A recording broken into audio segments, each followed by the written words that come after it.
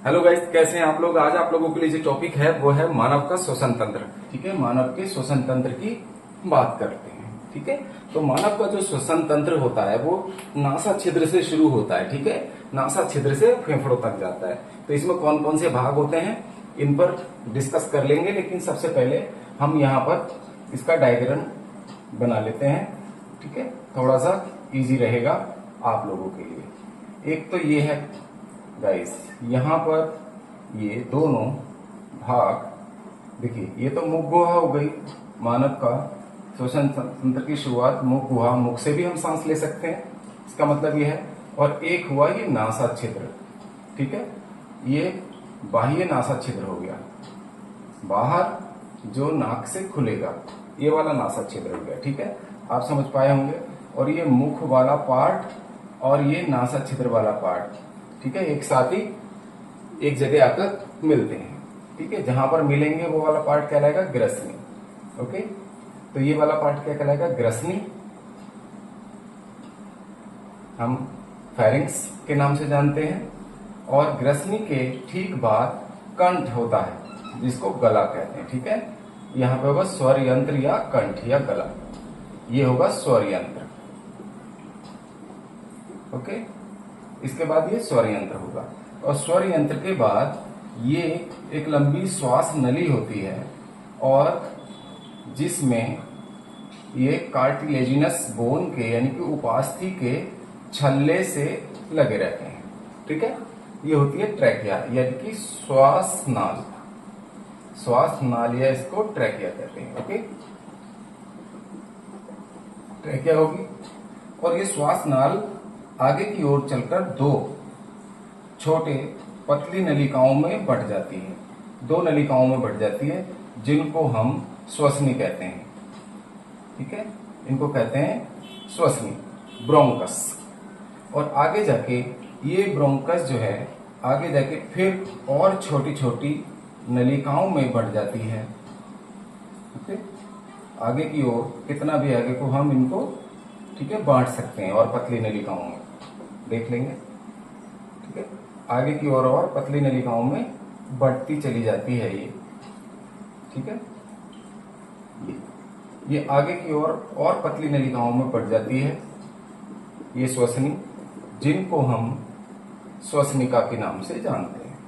ये वाला पार्ट क्या कहलाएगा? श्वसनिका यानी कि ब्रोंक्यूल्स, इनको ब्रोंक्यूल्स कहते हैं। लेकिन आप लोग हिंदी में ध्यान रखिएगा, ये कक्षा 10 के विद्यार्थी जो यूपी बोर्ड की तैयारी कर रहे हैं, तो उनके लिए ये इजी है। देखेंगे नासा छिद्र।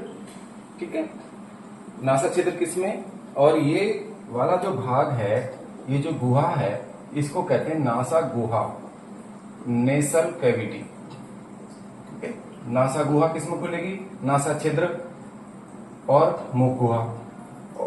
किसमें खुलेंगे? नासा गुहा, नासा गुहा में खुलेगी। नासा गुहा और मुख गुहा कहां पे खुलेंगे? ग्रसनी। ग्रसनी से स्वर यंत्र में होते हुए श्वास नाल में खुलते हैं। ठीक है, और श्वास नाल आगे की ओर जाके दो भागों में बंट जाती है, जिसको हम श्वसनी कहते हैं। ठीक है, और श्वसनी और छोटी छोटी नलिकाओं में बंट जाती है, जिनको हम श्वसनिका कहते हैं। ठीक है, अब देख लीजिएगा आगे को। श्वसनिका के बाद, ठीक है, अब फेफड़ों की स्ट्रक्चर हम बना रहे हैं। तो फिर दो फेफड़े यहां, ठीक है, आप लोग दो फेफड़े बनाएंगे। ठीक है, दो भाग यहां पर दो फेफड़े पाए जाते हैं, जो, ठीक है, पसलियों से बने पिंजरे के अंदर यानी कि बक्ष गुहा में स्थित होते हैं। फेफड़े कहाँ स्थित होंगे? बक्ष गुहा में। ठीक है, तो ये वाला बायां फेफड़ा कहलाएगा, एक साइड का बायां फेफड़ा। फेफड़े दो भागों में बट जाते हैं, लंग्स, बायां फेफड़ा, और ये दाहिना फेफड़ा, दायां फेफड़ा, दायां फेफड़ा। ठीक है, और दायां फेफड़ा, ठीक है, तीन पिंडों से मिलकर बना होता है, 1 2 3। और बायां फेफड़ा दो पिंडों से मिलकर बना है। इसको ध्यान रख सकते हैं कि बाएं फेफड़े में कितने पिंड होते हैं? 2, और दाएं फेफड़े में होते हैं 3 पिंड। ये 3 पिंडों से मिलकर बना होता है। ये जो फैंस बच्चों आप देख सकते हैं, तो फेफड़ों का चित्र हो गया है। और ये चित्र के बाद इसमें ये देखेंगे कि इसमें बहुत सारे क्या होते हैं? छिद्र होते हैं। बहुत सारे वायु कोष फेफड़ों के अंदर पाए जाते हैं। ये जो श्वसनिका है, प्रत्येक श्वसनिका किस में जाकर जुड़ती है? ये वायु छिद्र यानी कि अल्वियोलाई में जाकर जुड़ती है। ओके, ये प्रत्येक सब में बना सकते हैं हम। इनको कहते हैं अल्वियोलाई या वायुकोश, वायु कोशिकाएं, या तो वायुकोश कह दीजिए, वायु कोशिका कह दीजिए, या अल्वियोलाई। ठीक है, इनको अल्वियोलाई के नाम से जानते हैं। ओके, यहां पर ये श्वसनी है, हमने श्वसनी बताया, और श्वसनी के ओके कई पार्ट्स यहां पर बना सकते हैं। श्वसनी आगे के जाके यहां खुली, ये खुली, ठीक है, और प्रत्येक का संबंध क्या होगा?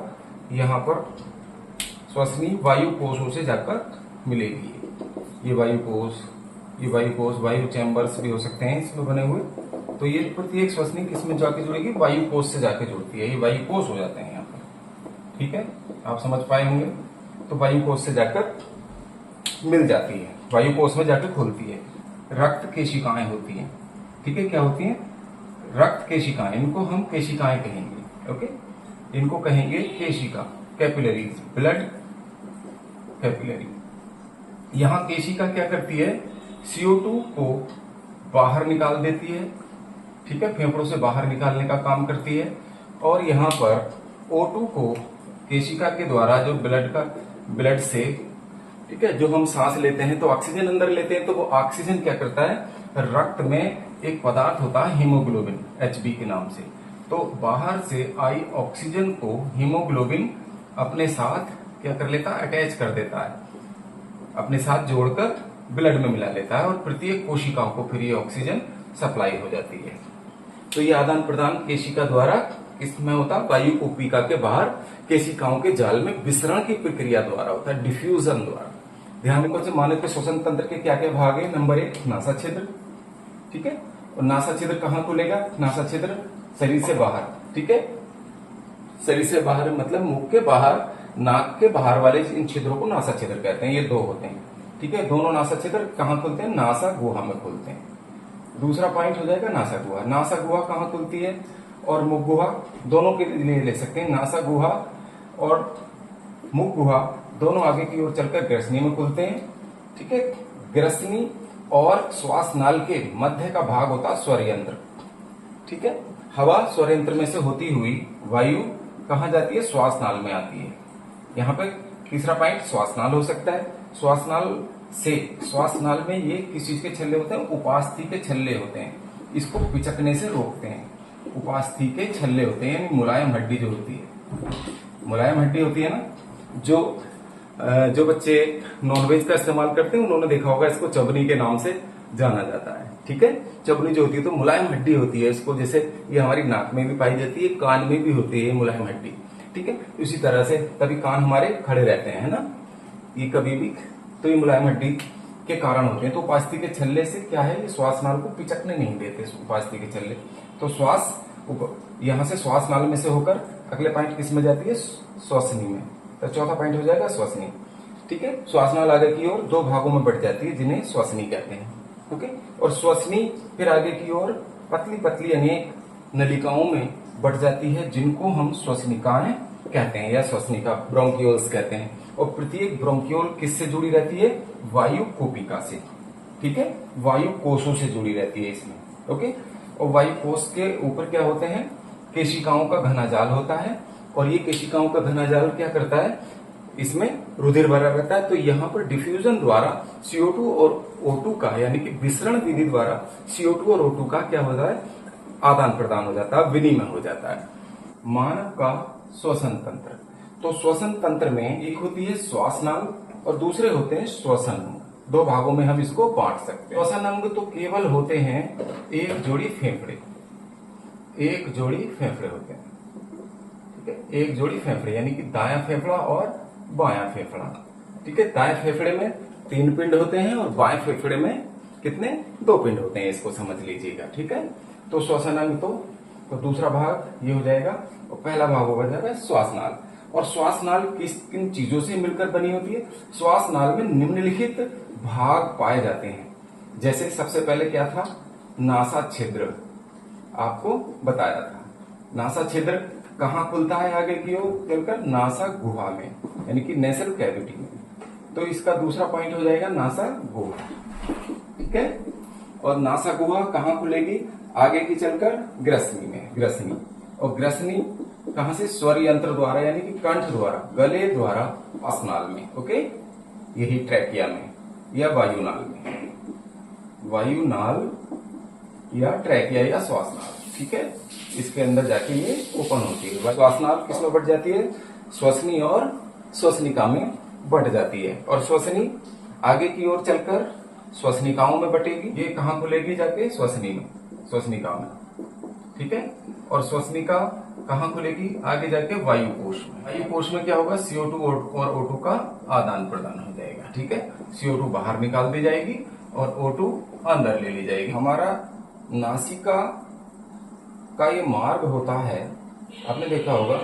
तो नासिका में, ये नासिका है हमारी,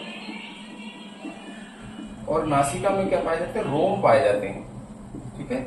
और श्लेष्म, और एक श्लेष्म पाया जाता है। रोम क्या काम करते हैं? रोम और श्लेष्म एक चिपचिपा पदार्थ होता है, ठीक है। तो ये क्या काम करता है? धूल के कणों को, जो धूल के कण हैं, धूल के कण और अन्य अशुद्धियां होती हैं, तो इनको फेफड़ों में जाने से रोकता है। इस प्रकार शुद्ध वायु ही फेफड़ों में प्रवेश करती है। तो इस तरह ये हमारा आज का टॉपिक यहाँ कंप्लीट होता है। आप लोगों को ये टॉपिक कैसा लगा कमेंट करके बताइए।